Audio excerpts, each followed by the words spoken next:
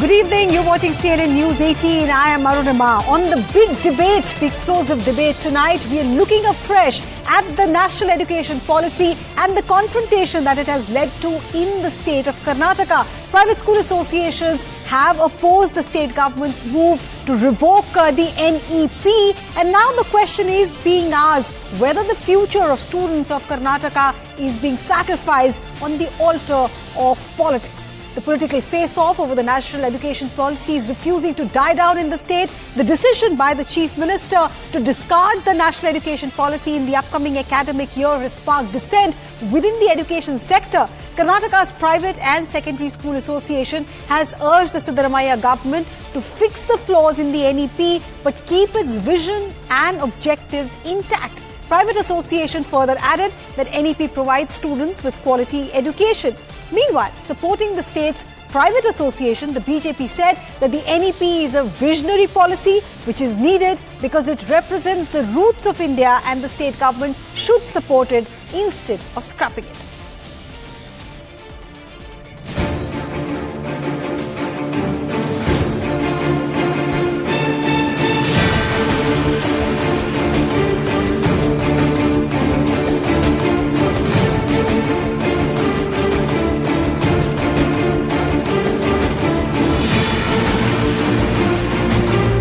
Our demand is, please do not, first of all, the first few chapters, 1, 2, 3 and 8 is most important.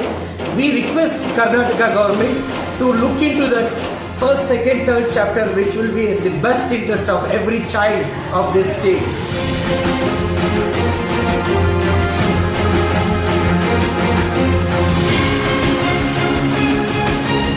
See, NEP is a policy which may have a shortfalls, but at the end of the day, it is the vision document which India needed from a long time.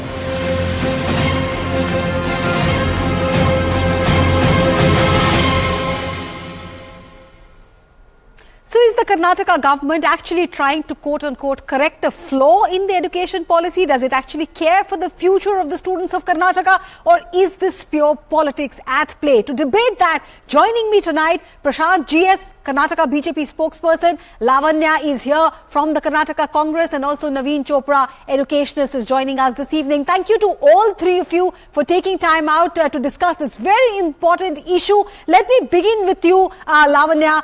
This decision that has been taken to revoke the national education policy, people who are involved with school children, people who are involved in the education sector, associations are coming forward and saying, don't scrap it in totality. Are you considering what the voices that you're hearing from the ground?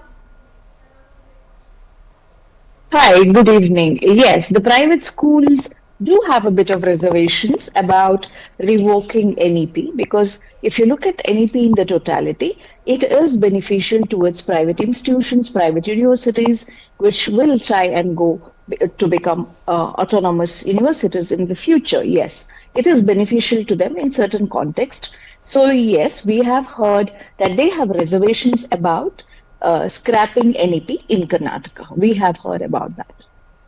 Okay, you've heard about that. I'm going to come back to you and ask you what are you going to do about those voices. But before that, Prashant GS, opening comments. What the Karnataka government, the CM, the Deputy Chief Minister seem to be suggesting is that NEP was implemented in a huff, that the infrastructure required to implement that vision was not made available. And in any case, the state education policy is much better since Karnataka has proved itself as a quality hub as far as IT is concerned, as far as medical education is concerned. So why should the state education policy not be given priority? Your first reaction? It's not a question of state education policy not being given priority. Once NEP was implemented and Karnataka was the first state to do it, why was Karnataka able to do it? Because it had the requisite infrastructure compared to other states who are yet to grapple with infrastructure issues. They were able to do it. Karnataka could implement it because it was ahead on many parameters. They were implemented. Only for vindictive politics, Congress is scrapping it and nothing else. Therefore, it is a much needed policy was NEP, and Congress is playing politics with students' future. Okay, is this pure politics? Naveen Chopra, I mean, when you hear both sides, politics aside, what is it that you think? I mean, of course, education is a state subject. The state government will argue that we have been given the power within the constitution to decide what the education policy should be. But as far as the nitty-gritties of national education policy goes, as far as the nitty-gritties of what Karnataka's education policy goes, what do you think is better for the students of that state?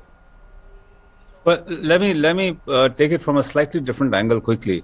I mean, the era that we've entered right now of such rapid change, and at the same time the need for students to be able to move not only within the country from one state to the other in pursuit of the best education that they can get, but also globally if they so desire.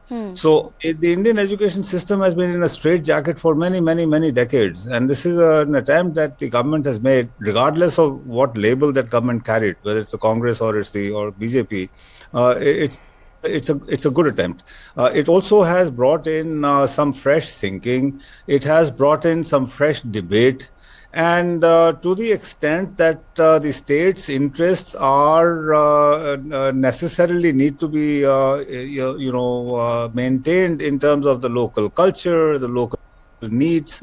I believe there's enough flexibility within the policy and within the constitutional framework for this to happen. See, the underlying principle for all political parties, regardless, must be national interest, must be public interest. And in this case, it is the next generation of students that we are talking about. Now, there are certain flaws which the government will also need to look at. For example, I would think that this the fact that they want two languages to be taught and tested at year 10, 9-10 kind of level, I think it's a flaw, because it's a well-known fact that children learn languages at most easily at an earlier stage. If you want to teach Indian children two languages or three or even four languages, the time to do it is from primary education up until about year 8. Right. Okay.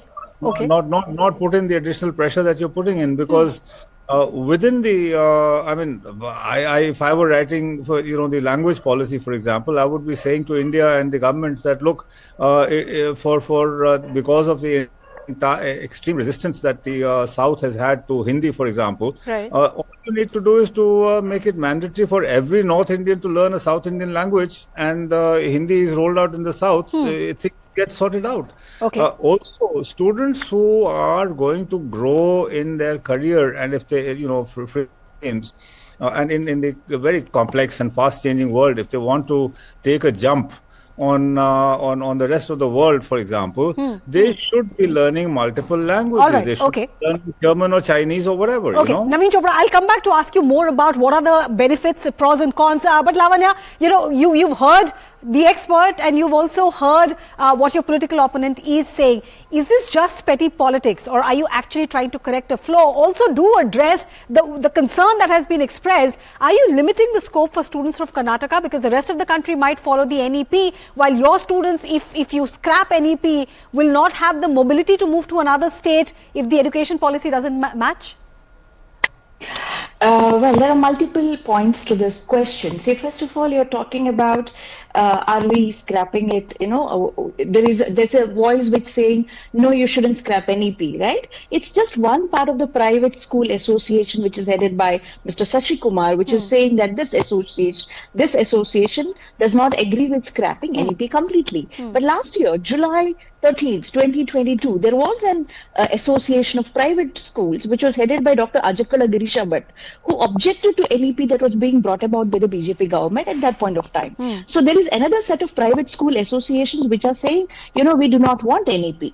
Now, there are two differing voices here. Also, you have to notice, when it comes to education index in India, Tamil Nadu, Karnataka, Kerala, Andhra, Maharashtra are leading when it comes to education. And if you look at, the language thing that we're talking about, how the South Indian students should learn Hindi, which is good. Okay, fair enough. We should learn multiple languages. Multilingual students are always going to achieve much more than students who do not have that opportunity.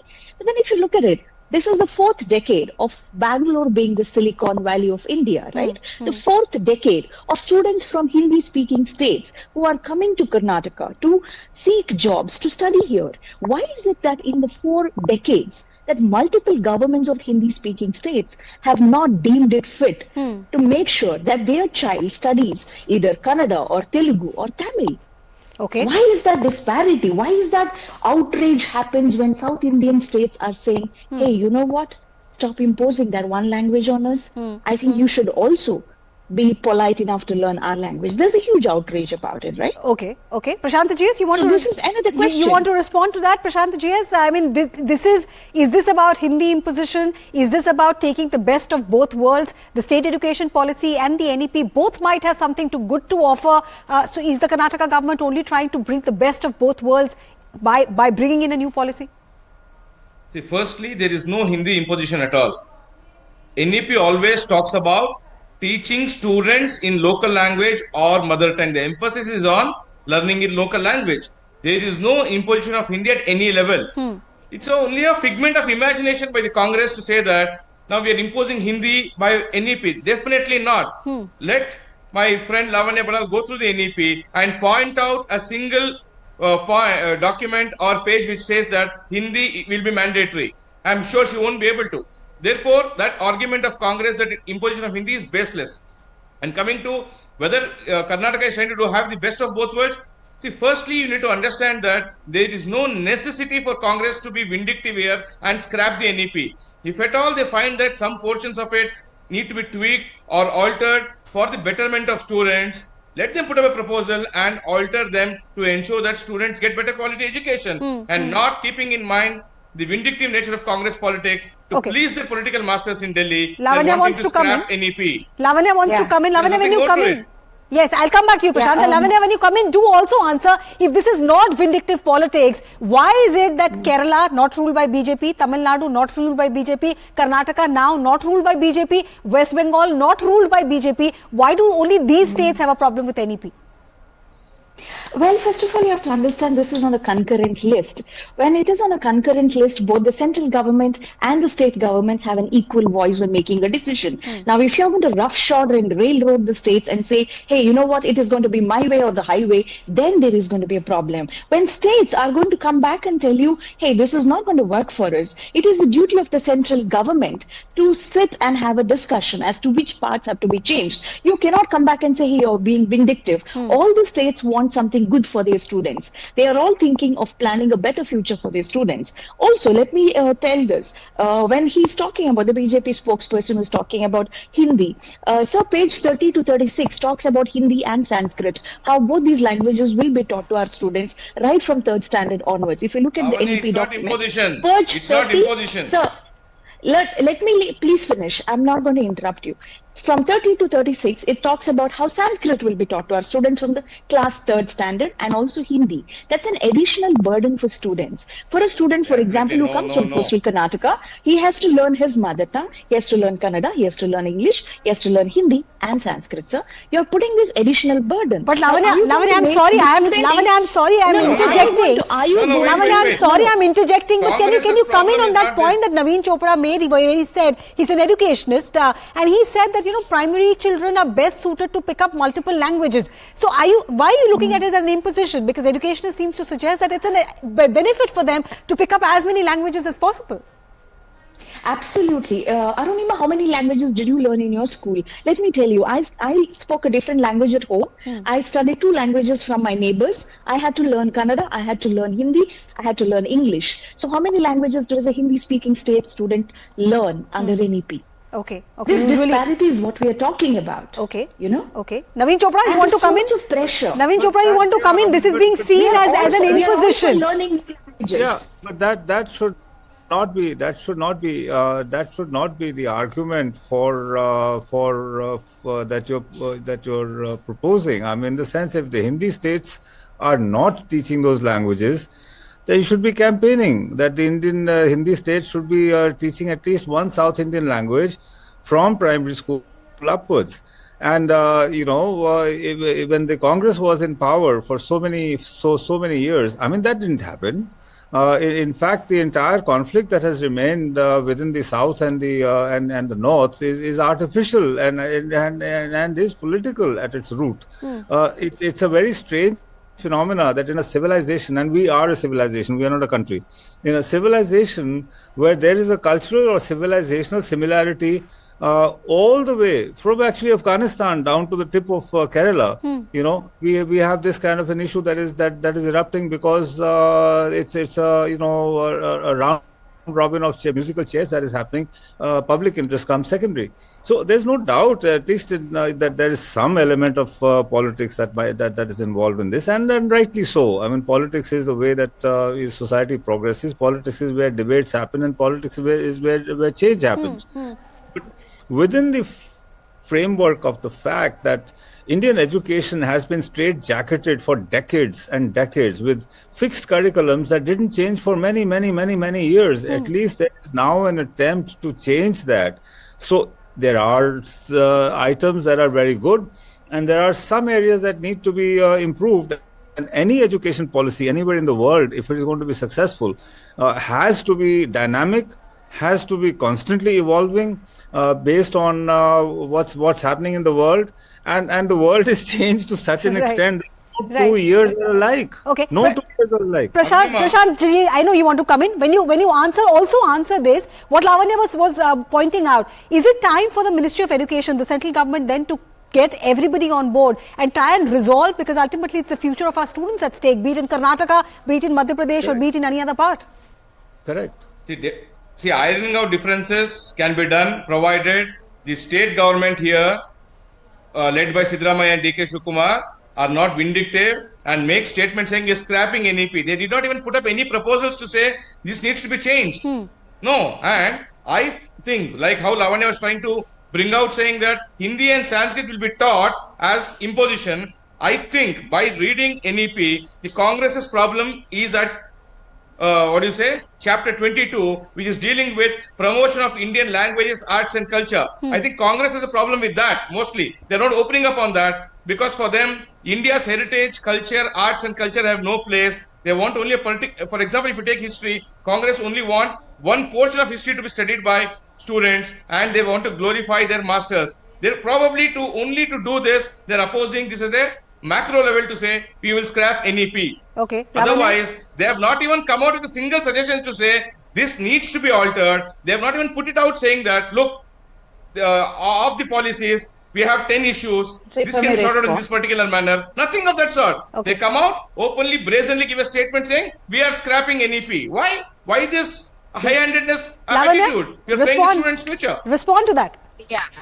Well, Prashant, in a zeal to defend his party, is making very ignorant and arrogant statements. Prashant, you have to understand, the universities, the multiple Chitrakala academies, the academies meant for languages and everything, Kannada and culture, and all of those institutions that the India in subcontinent has today has been set up by the Congress government, and we have made. Go back to Nehru. Praise Nehru now. I'm sorry. Your paycheck will deserve that. Prashant, I have not interrupted while you speak.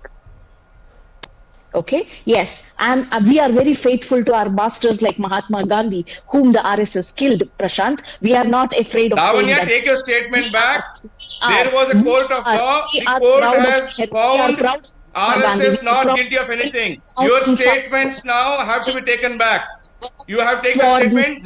The highest court of the country has held RSS is not responsible for this. You cannot make the statements in thin air to say that RSS killed Gandhi.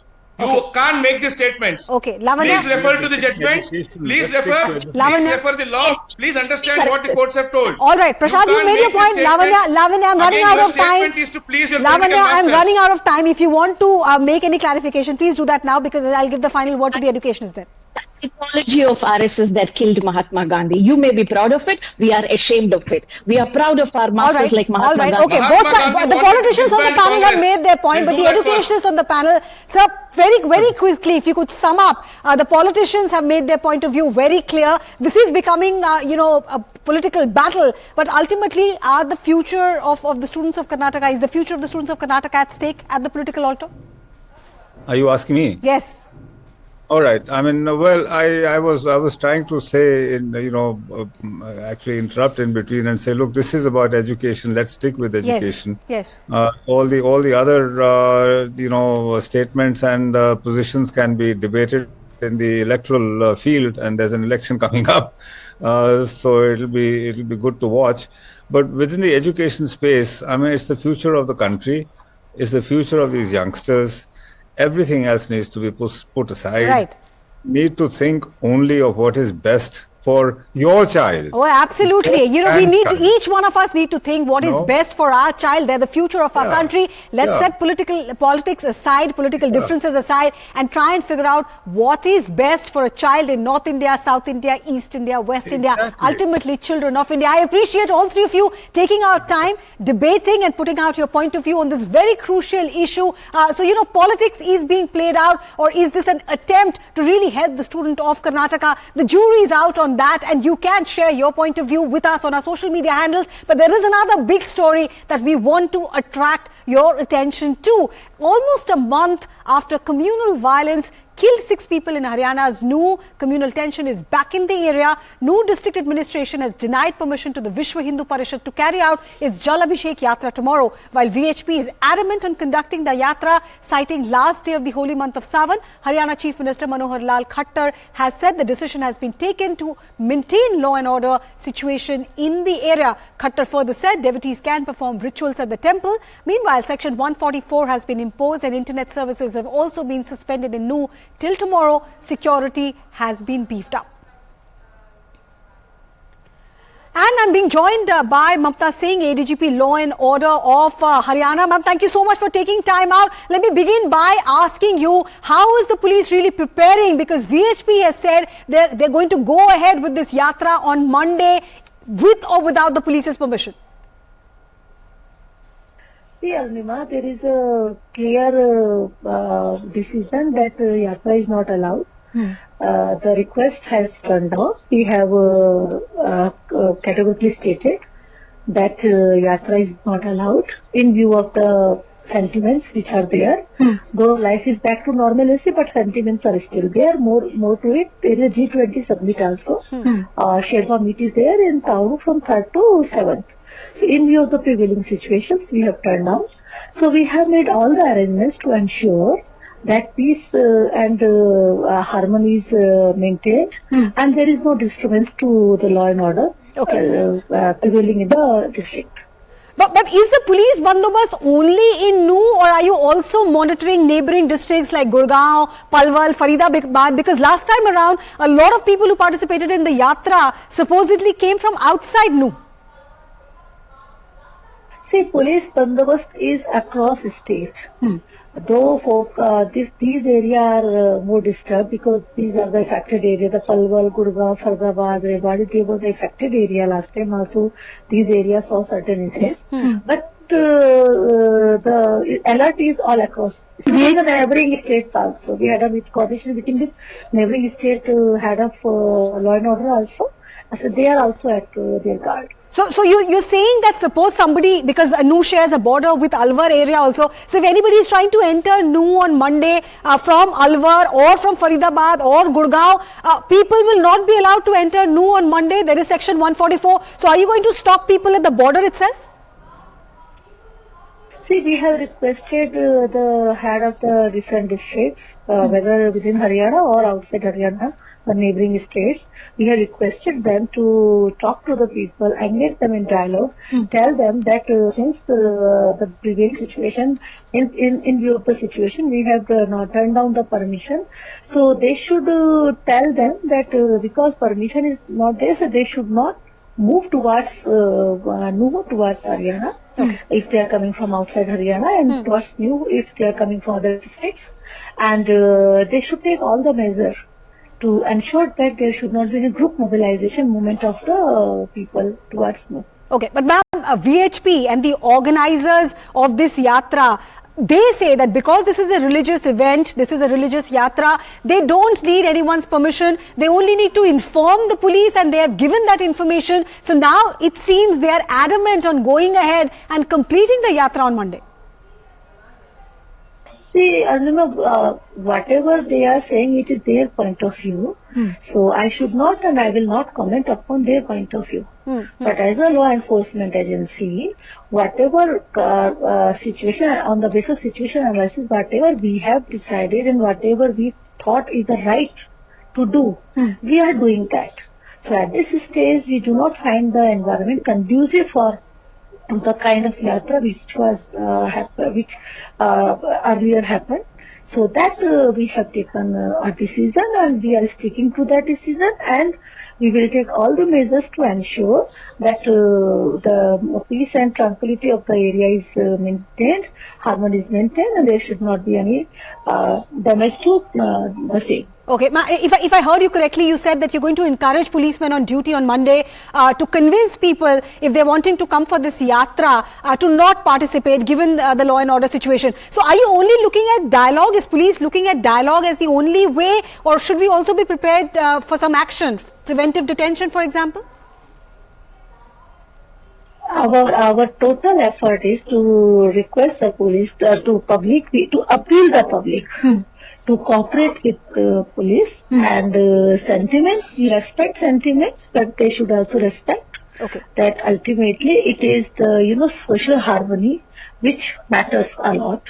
So they all should come forward and cooperate. Okay. Are you also specifically looking out at social media? Last time around, social media created a lot of trouble. That we are monitoring, and not only we are monitoring, our counterparts in other states, they are also monitoring, and we are going to take action. We are taking action, in fact. Wherever we are finding that any social media tweet is objectionable, we are taking action. We are getting support from the police of the other states also. They are also taking action. All right. ADG Law and Order, Mamta Singh, thank you so much for joining us. ADG of Haryana, they are telling us about how the police is preparing for the big day on Monday. Whether the new yatra will be allowed to happen, will it all go off peacefully? We are all watching out for that. But we're afraid we've run out of time completely. You can watch that full interview on news18.com. That's all that I have time for. Thanks for watching. Good night.